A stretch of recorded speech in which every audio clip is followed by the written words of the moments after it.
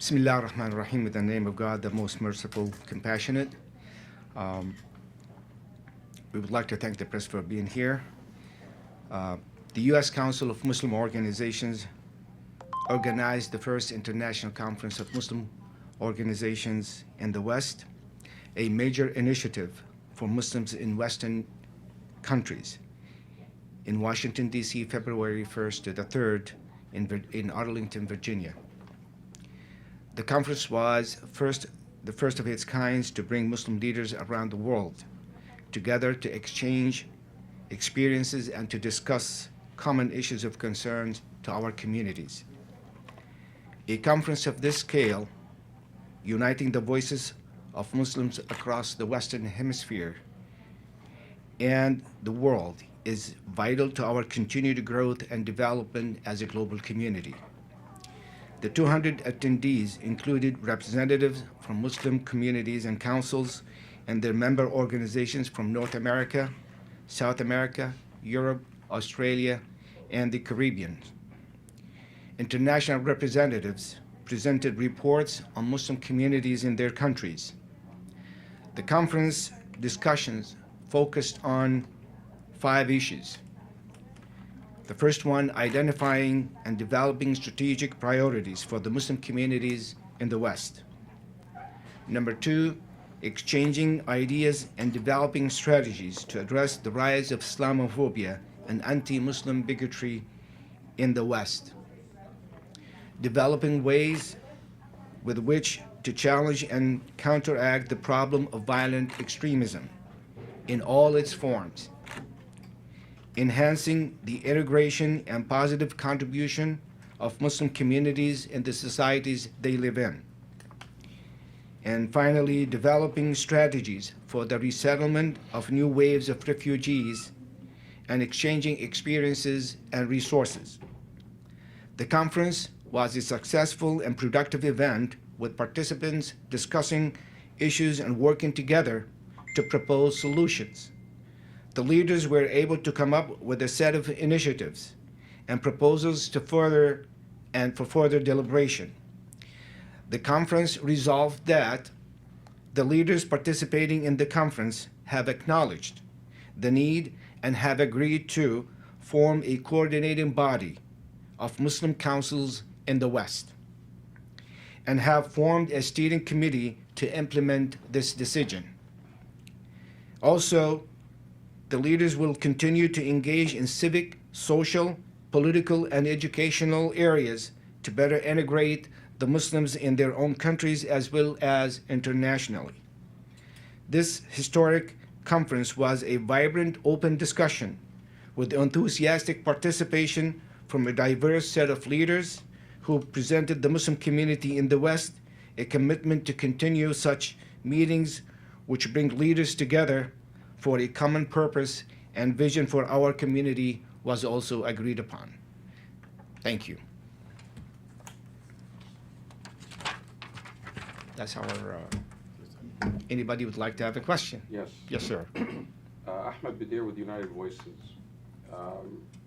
What will your coalition do to combat the rising tide of extremism in Europe and the flow of the recruitment of ISIS of European citizens and potentially young people from the West? Have you discussed that, and do you have a plan to resolve it?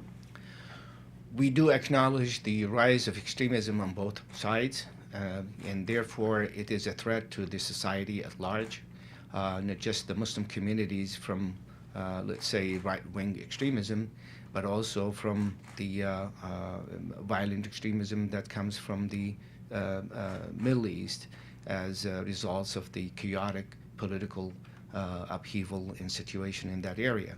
And the Muslim communities in the West have been caught right in the middle, trying to fight both extremism.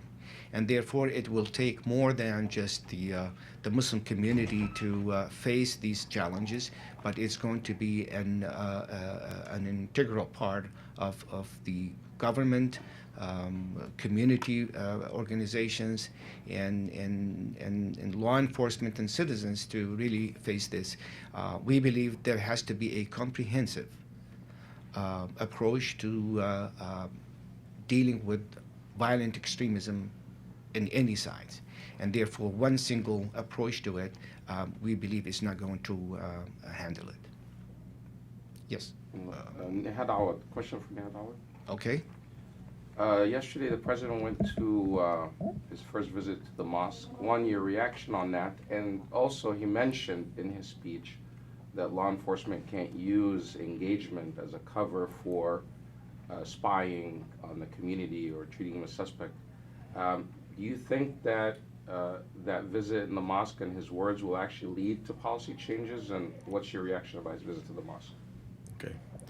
So I think most of our organizations and communities welcome the historic visit of President Obama to the mosque in Baltimore.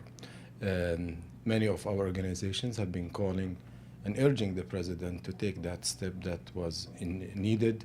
And we appreciate not only the visit, but the content of his speech.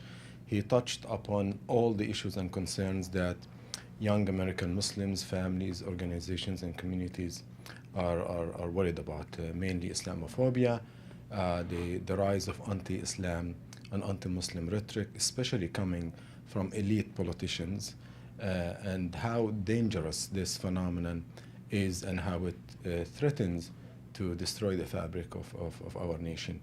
Also, the president acknowledged that the concerns that American Muslims have about their privacy and their constitutional rights. And he, in fact, pleasantly I was surprised that the president cautioned against using the engagement programs with the Muslim community as a cover to spy on them and to conduct surveillance programs, something that we have condemned for many years, and I'm glad that the president pointed out to it. But the question is this speech going to translate into policy?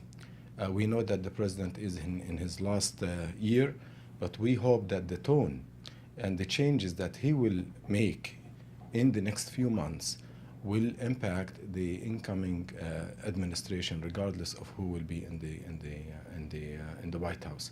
So overall, I think the president's visit was important, was timely, and I know I heard some criticism from right-wing organizations and media. They have been criticizing everyone who disagrees with them, but we believe the president struck the right tone. I think in addition to what Brother Nihad said, we do applaud the president for such visit.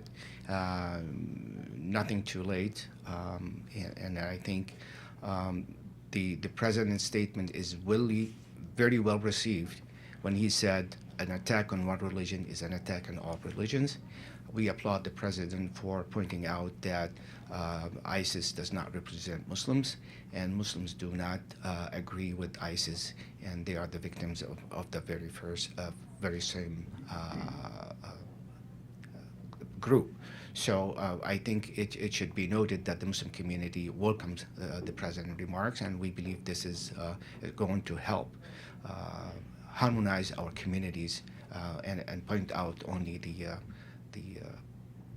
culprits in this and not really stigmatize the entire communities. All right, thank you very much.